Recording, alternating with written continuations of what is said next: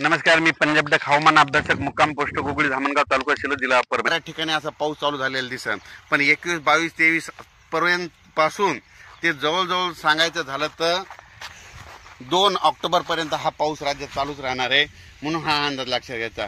त्याच्यात सांगायचं झालं तर 24-25च्या दरम्यान, 24-25, 26-27च्या दरम्यान उत्तर महाराष्ट्राकडं खूप देखील पाऊस पडणार आहे, मुसळधार पाऊस पडणार आहे.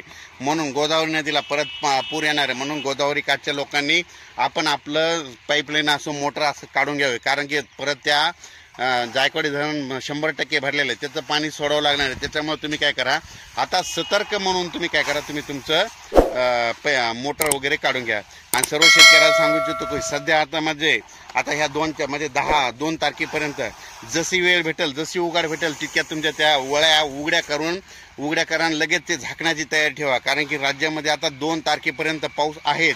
म्हणजे दररोज काय होणार, प्रत्येक भागामध्ये 3-3 दिवस पाऊस येऊन जाणार आहे, म्हणून हा अंदाज लक्षात घ्यायचा. पण राज्यात सांगायचं झालं तर आपण एकदा सांगितलं होतं की राज्यात 21 तारखेला पाऊस सुरू होणार आहे. आता नांदेड भागामध्ये पाऊस सुरू झालेला आहे, आणि तो पाऊस आता सोलापूर इकडे लातूरकडे देखील चालूच आहे, आणि आणखीन महाराष्ट्रामध्ये आज दुपारनंतर बऱ्याच ठिकाणी पाऊस जाणार आहे, म्हणून हा अंदाज लक्षात घ्यायचा. पण सर्व शेतकऱ्याला सांगू इच्छितो, आजच्या दिवस आणखीन दुपारपर्यंत चान्स आहे. जशी वेळ भेटेल तसं हार्वेस्टरनं तुम्ही तुमचं सोयाबीन वगैरे काढून घ्या, आणि सोयाबीन काढल्याच्या नंतर त्याला ऊन द्यावं लागतं, म्हणून हे देखील सगळ्यांना लक्षात द्यायचं. अचानक वातावरणात बदल झाला तर लगेच एक मेसेज दिला जाईल. धन्यवाद.